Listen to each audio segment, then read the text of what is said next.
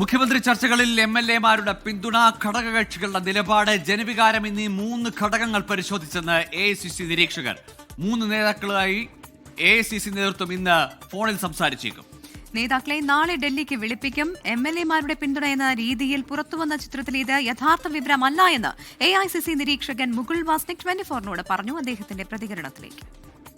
This is not real, it is incorrect, and this doesn't reflect the deliberations. It is not correct at all. അതിനിടെ ഡൽഹിയിൽ KC വേണുഗോപാലിനെതിരെ flex board ഉയർന്നു. ചോറ് കഴിക്കുന്ന മലയാളി എന്ന പേരിലാണ് കോൺഗ്രസ് അധ്യക്ഷൻ മല്ലികാർജ്ജുൻ ഖർഗെയുടെ വസതിക്ക് മുന്നിൽ ഫ്ലെക്സ് ബോർഡ് ഉയർന്നത്. PR അരവിന്ദ് ഡൽഹിയിൽ നിന്ന് വിവരങ്ങളുമായി ചേരുന്നതോടൊപ്പം ബിനേഷ് കുമാറും തിരുവനന്തപുരത്ത് നിന്ന് വിവരങ്ങളുമായി ചേരുകയാണ്. ആദ്യം PR അരവിന്ദിലേക്ക് പോകുന്നു. അരവിന്ദ്, തിരക്ക് പിടിച്ച ചർച്ചകൾ ഈ മുഖ്യമന്ത്രി ആരാകുമെന്നതിൽ കോൺഗ്രസിൽ നടക്കുന്നു. ഏറ്റവും പ്രധാനപ്പെട്ട തീരുമാനം വരേണ്ടത് മല്ലികാർജ്ജുൻ ഖർഗെയുടെ വസതിയിൽ നടന്ന യോഗത്തിന് ശേഷമാണ്. ആ യോഗത്തിൽ എല്ലാ കാര്യങ്ങളും ഇപ്പോൾ നിരീക്ഷകർ മല്ലികാർജ്ജുൻ ഖർഗെയെ അറിയിച്ചിട്ടുണ്ടെന്നും ഒപ്പം ഈ റിപ്പോർട്ട് ഉൾപ്പെടെ കൈമാറിയിട്ടുണ്ടെന്നും മനസ്സിലാക്കുന്നുണ്ട്. ഈ കൂടിക്കാഴ്ചയ്ക്ക് ശേഷം എന്തൊക്കെ കാര്യങ്ങളാണ് നിരീക്ഷകർ മാധ്യമങ്ങളോട് പറഞ്ഞത്?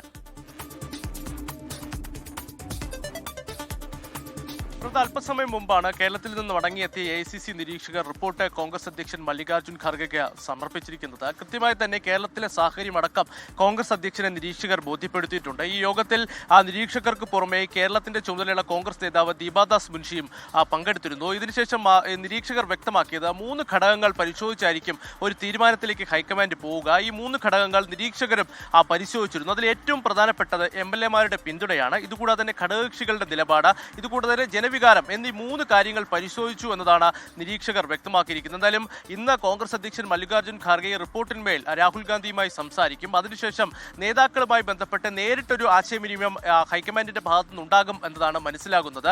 ഒരുപക്ഷെ VD സതീശൻ, രമേശ് ചെന്നിത്തല, സണ്ണി ജോസഫ് തുടങ്ങിയ നേതാക്കളെ നാളെ തന്നെ ഡൽഹിയിലേക്ക് വിളിപ്പിച്ചേക്കുമെന്നും മനസ്സിലാകുന്നുണ്ട്. നിലവിൽ KC വേണുഗോപാൽ ഡൽഹിയിലുണ്ട്. അതിനുശേഷമായിരിക്കും ഒരു ഔദ്യോഗിക പ്രഖ്യാപനത്തിലേക്ക് കോൺഗ്രസ് നേതൃത്വം പോവുക. എന്തായാലും വലിയ ചർച്ചകൾ വരും ദിവസങ്ങളിൽ തുടരുമെന്ന കാര്യത്തിൽ സംശയമില്ല. ഞായറാഴ്ചയോടുകൂടി ഒരു ഔദ്യോഗിക പ്രഖ്യാപനം നടത്താനാണ് കോൺഗ്രസ് ഹൈക്കമാൻഡ് ഇപ്പോൾ ലക്ഷ്യം വെക്കുന്നത്. കാരണം രാഹുൽ ഗാന്ധി അല്പസമയത്തിനകം ഹരിയാനയിലേക്ക് പുറപ്പെടുകയാണ്. അദ്ദേഹം അവിടെ ഒരു ഹരിയാന PCCയുടെ പരിപാടിയിൽ പങ്കെടുത്ത ശേഷം രാത്രിയോടുകൂടിയായിരിക്കും മടങ്ങിയെത്തുക. അതിനുശേഷം കോൺഗ്രസ് അധ്യക്ഷനെ കാണും. അതിനുശേഷം കേരളവുമായി ബന്ധപ്പെട്ട ചർച്ചകൾ നടക്കുമെന്ന് തന്നെയാണ് ഇപ്പോൾ നിലവിൽ നമുക്ക് മനസ്സിലാകുന്നത്. എന്തായാലും വലിയ അവകാശവാദം 3 പക്ഷങ്ങളും ഇതിനോടൊപ്പം തന്നെ ഉയർത്തിക്കഴിഞ്ഞു. 47 പേരുടെ പിന്തുണയുണ്ട് എന്നതാണ് KC പക്ഷം ചൂണ്ടിക്കാണിക്കുന്നത്. അതേസമയം ആവശ്യമായ പിന്തുണ തങ്ങൾക്കുമുണ്ടെന്ന് VD സതീശൻ പക്ഷവും അതേസമയം രമേശ് ചെന്നിത്തല പക്ഷവും ചൂണ്ടിക്കാണിക്കുന്നു. പക്ഷേ പൊതുവികാരമടക്കം പരിഗണിക്കുമെന്ന് പറയുമ്പോൾ രമേശ് ചെന്നിത്തല പക്ഷത്തിനും KC വേണുഗോപാൽ പക്ഷത്തിനും ചില ആശയക്കുഴപ്പങ്ങൾ ഉണ്ടായേക്കാം. കാരണം കേരളത്തിലടക്കം വലിയ രീതിയിലുള്ള ജനപിന്തുണയാണ് VD സതീശന് ലഭിച്ചത്. ഇതുകൂടാതെ തന്നെ ഘടകകക്ഷികളുടെ പിന്തുണയും VD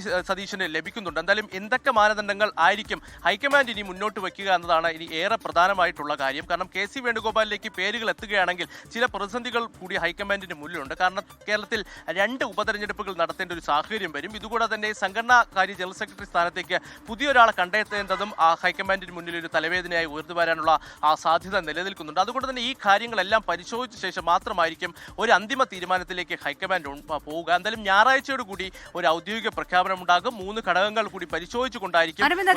AICC നേതൃത്വം 3 നേതാക്കളുമായി ഫോണിൽ സംസാരിച്ചേക്കുമെന്നുള്ള ഒരു വാർത്ത കൂടി വരുന്നുണ്ടല്ലോ. അവരുമായി ഈ കാര്യങ്ങളൊക്കെ ചർച്ച ചെയ്തൊരു സമവായത്തിലെത്താനാണോ ശ്രമം?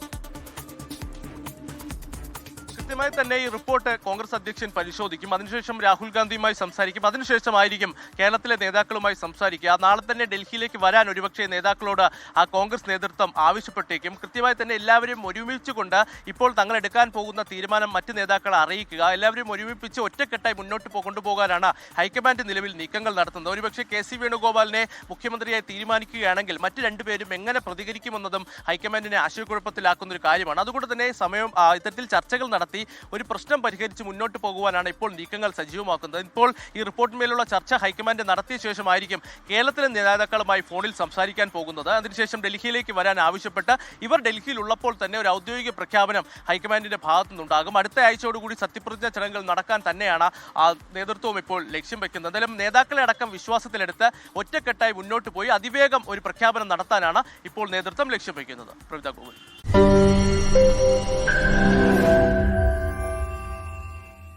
ലോകത്തെവിടെയായാലും ഏത് സമയത്തും 24 വാർത്തകളും ഓഗ്മെന്റഡ് റിയാലിറ്റി പാക്കേജുകളും എക്സ്പ്ലെയിനറുകളും വിശദമായി കാണാൻ ഞങ്ങളുടെ യൂട്യൂബ് ചാനൽ നിങ്ങൾക്ക് സബ്സ്ക്രൈബ് ചെയ്യാം.